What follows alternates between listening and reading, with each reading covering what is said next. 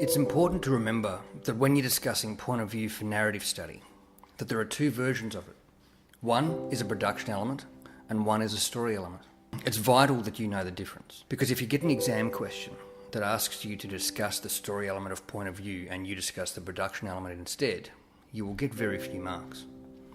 The production element version is a camera point of view, also known as a POV shot, and is when the camera is showing the perspective of a character, as if you're looking through the character's eyes.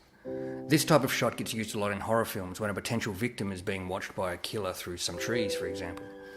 This POV shot is from the opening of John Carpenter's classic horror, Halloween.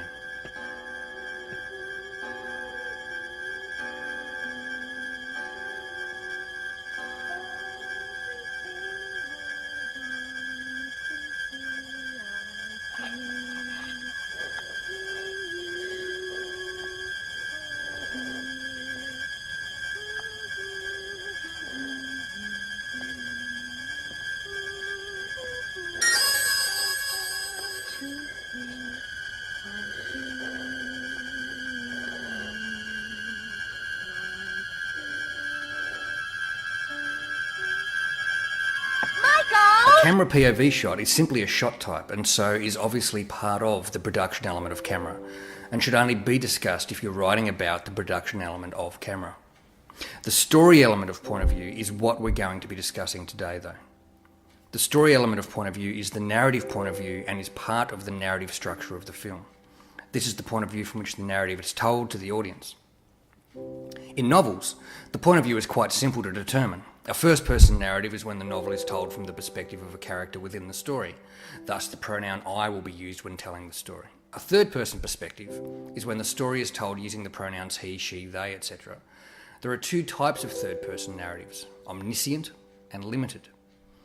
Omniscient third-person narratives is where the writer freely tells the reader everything about the central protagonist, their thoughts, feelings, what they're doing, etc. Nothing is held back. Limited third-person narrative is where the telling of the story is limited to the perspective of one character, the protagonist, and the reader's perspective on the story is limited to that character's perspective. This is known as restricted information. Third-person narrative in film is either restricted or unrestricted. Third-person restricted narrative films relate the plot according to the point of view of one or more characters, without the aid of a narrator. This is the most common form of film narrative because it allows the filmmaker to keep the audience surprised by twists and turns. The audience finds out information at the same rate as the main characters do. Most films do not stay in restricted mode all of the time. Quite often in a restricted film, the director may give the audience a quick peek at unrestricted information. These moments of omniscience can create suspense, explain story events, or help the audience identify with characters. In Scott Pilgrim vs. the World, this is most evident when Scott and Ramona are back at his place for the first time. Scott Pilgrim vs. the World is predominantly a film told with a third-person restricted narrative, with the audience experiencing and discovering crucial plot elements as Scott does, despite the many visual clues that exist in the film to hint at what is coming. In the scene back at Scott's place, however, the film breaks out of the restricted narrative to fill the audience in on the trauma that Scott experienced when breaking up with his previous girlfriend. I got a bad haircut right before me and my big ex broke up, but that was so long ago now I can barely remember. Scott is acutely aware that his last salon haircut took place exactly 431 days ago, 3 hours before his big breakup. He's been cutting his own hair ever since. So long ago. Sounds like a bad time. Bad time? Not really. It was. It was a mutual thing. It wasn't. I mean, she told me it was mutual. She dumped him. It was brutal. What was her name? She was Nat when I knew her, but she stopped liking that name. Then she stopped liking me. Your hair's cute. I like it long. But it'd be cuter short, wouldn't it? What? What? Why are you wearing that hat? I thought we could go for a walk. If I could put him in front of you, the man that ruined your life, if I could guarantee that you'd get away with it, would you kill him? Predestination is also a third-person restricted narrative, with the audience finding out key plot points as the characters do. This enables the audience to be more immersed in the narrative and be surprised by the twists and turns of the plot as they unfold. This can also add to audience engagement as they increasingly try to figure out and anticipate the possible plot points that may be coming. In Predestination, this is particularly so with the temporal frequency used to repeat the scene of Jane meeting the man who ruined her life. In the first instance, the audience is simply hearing and seeing the encounter as Jane remembers it, and the audience remains in the dark about who the man is. Oh, I'm so sorry. There he was. Are you lost? He told me he was waiting for someone. Well, you know what they say about good things happening to those who wait. But only the things left behind by those who hustle, he said. I couldn't believe it. It was a quote by Abraham Lincoln, and I was thinking the exact same thing. What are the odds? The second time this encounter is revisited, however, Jane, following her transition into John, has travelled back in time with the barkeep to this exact moment and is living it as it happens.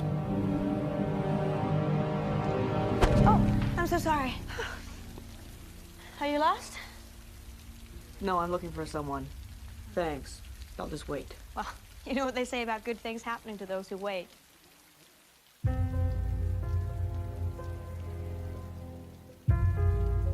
But only the things left behind by those who hustle. I was thinking the exact same thing. What are the odds? What are the odds? Are you okay? You're not how I imagined you'd look. Do I know you? You're beautiful. Someone should have told you that. Well, you just did.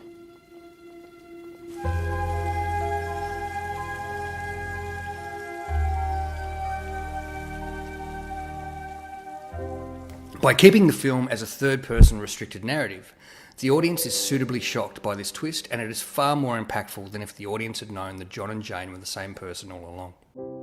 A sample question you might try in relation to the story element of point of view is this one. Compare how the story element of point of view is used in both narrative texts you have studied this year to contribute to the audience's engagement and/or understanding of the text. And this question's worth 8 marks. Remember, if you're completing compare questions, it's not enough to simply write about one text in one large chunk and then write in comparison and then write about the second text in one large chunk as well. You should be actively comparing the two throughout your answer. Writing and analysing a point for one text and then providing comparative or counterpoint for the other text and then moving back and forth from text to text through the rest of your answer. Oh, God. Good luck. So alone.